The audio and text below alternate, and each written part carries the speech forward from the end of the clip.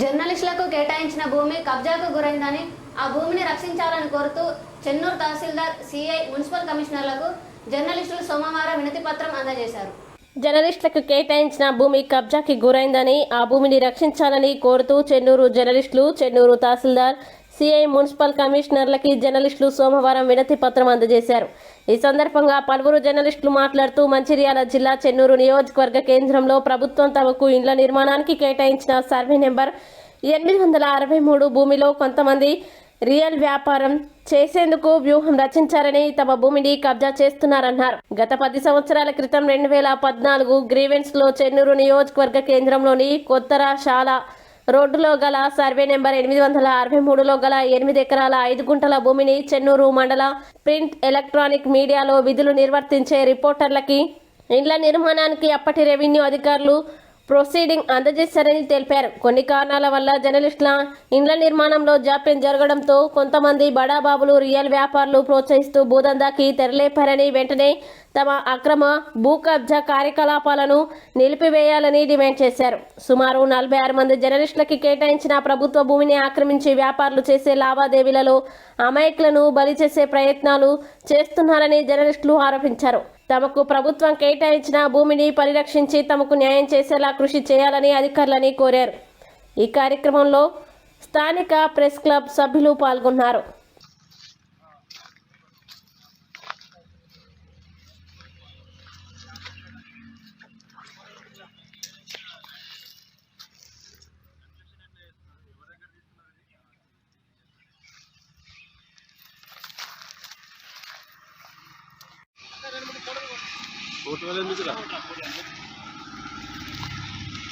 Permission ఎవరు ఇచ్చిరే? ఎవరు ఏమన్నారు? కన్స్ట్రక్షన్ ఓనర్ ఎవరు? అయ్యా గారు పేరు పేరాడా? పేరేం పేర్రా? హలో, పేరు తెలియని పనికి ఎట్లా వచ్చిందన్న?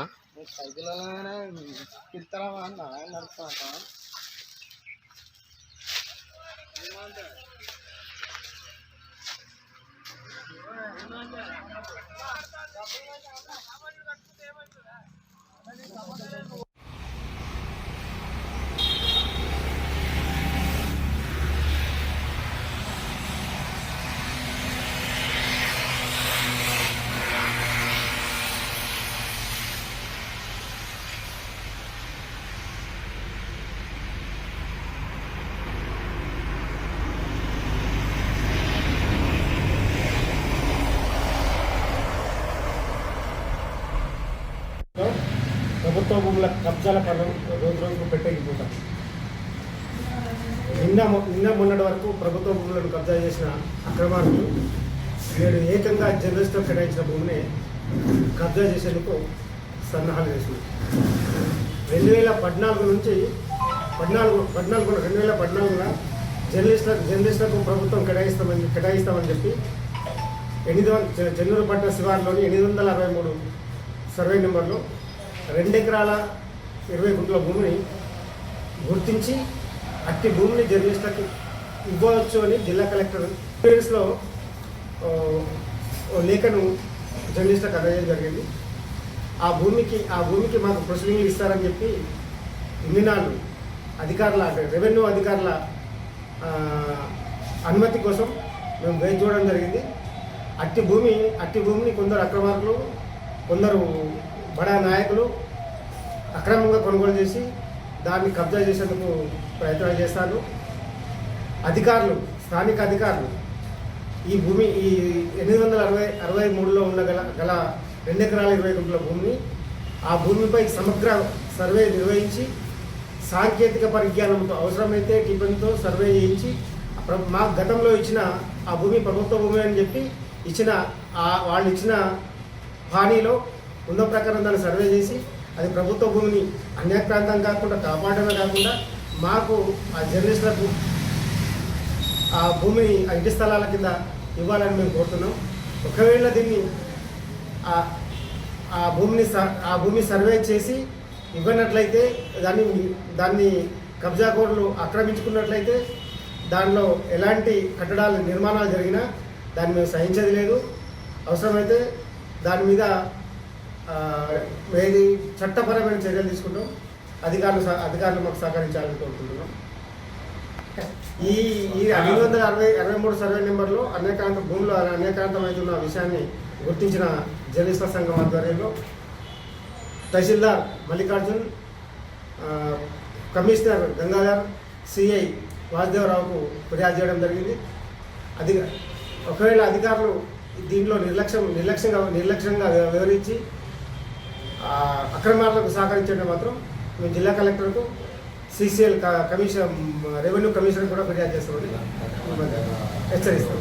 పరిధిల్లాలి చెన్నూరులో జర్నలిస్టుల కోసం, ఇళ్ల స్థలాల కోసం ఎప్పటి నుంచో జర్నలిస్టులు, కనీసం 5 జర్నలిస్టులు ఉన్న సమయం నుంచి ఇళ్ల స్థలాల కోసం పోరాటాలు చేస్తారు. అయినా ఆ సంఖ్య ఇప్పుడు అన్ని ఛానల్స్ కానీ పత్రికలు కానీ పెరగడంతో సంఖ్య కూడా పెరిగింది. ఆ పెరగడంతో జర్నలిస్టులు ఐక్యతగా బలం కూడా ఏర్పడింది. అయితే ఈ జర్నలిస్ట్ ఇళ్ల స్థలాల కోసం గత 2000 నుంచి పోరాటం చేయడం జరుగుతుంది.